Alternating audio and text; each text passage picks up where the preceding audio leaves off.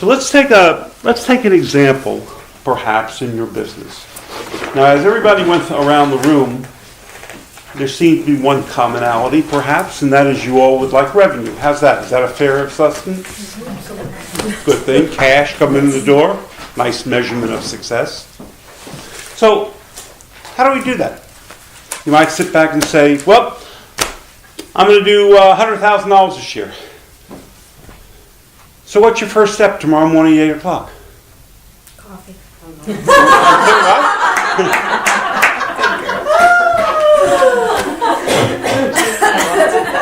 And we're off and running. So how do we do it?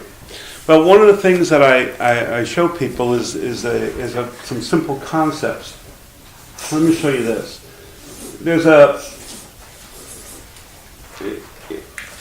I'm sure many of you have seen or may have heard of the concept of a sales funnel. And a sales funnel is a very basic concept. In comes a lead, and ideally at some point in time, out comes cash. And believe me, this is about cash. It's not about sales, particularly for businesses of your size.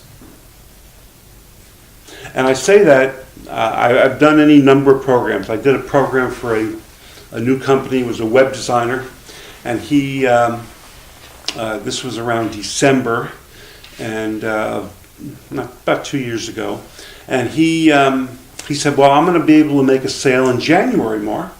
I said, great, because I was asking him how he's going to sustain himself. He said, well, I'll make a sale in January. I said, okay. So let's talk about when you're going to get paid.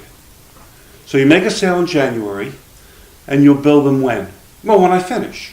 Okay. So 30 days to finish it? Yeah. Okay. So now it's February 1st. And that's ideally that you just sold it January 1st.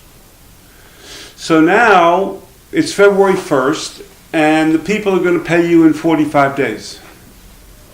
So now it's March 15th.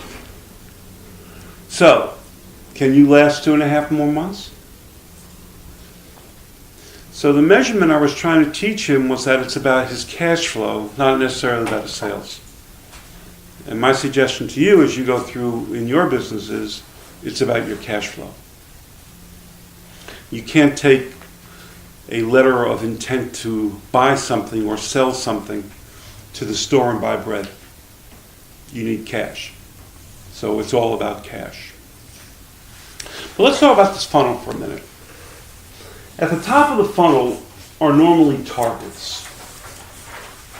So I've got to identify who I'm going to sell to at some point in time. Whomever it is. Whether it's a service business, whether it's a product business. Next thing I'm going to need is I'm going to need to make my calls. In face-to-face, on the phone, however you're going to make contact with it. The next thing I'm going to need is to make appointments. And then ideally what I'm going to have is I'm going to have a sale.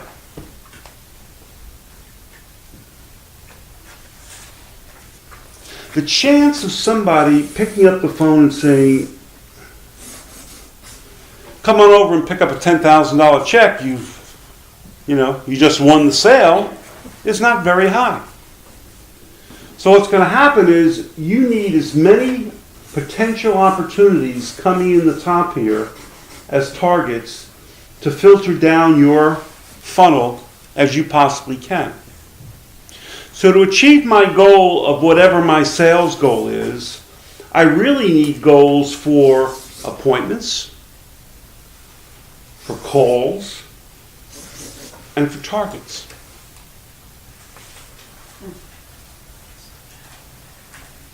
Let me give you an example for myself. I have a goal of an amount of money I need to make every year. Okay, I have no employees. It's just by myself.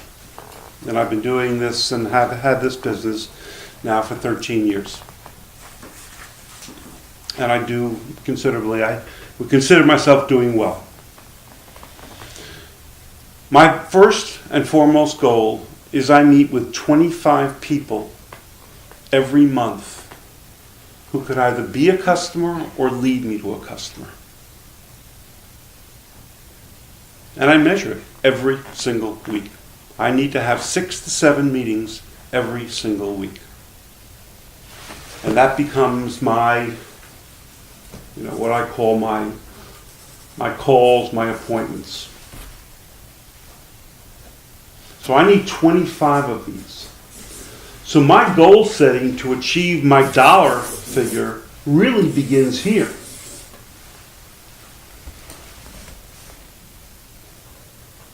It doesn't begin here. Because I want to accomplish this, and I can't accomplish this unless I start to accomplish goals in the upper part of my funnel. So I need to identify my targets, which I do, as small to mid-sized businesses of all industries. And then what I do is I say, I'm going to have 25 meetings every month. And people say to me, how do you find time for 25 meetings every month? There's a book out there, it's by a man named Ferrati, and it's called Never Eat Alone. And what's interesting about the concept of the book is basically the book is for people who are in selling situations.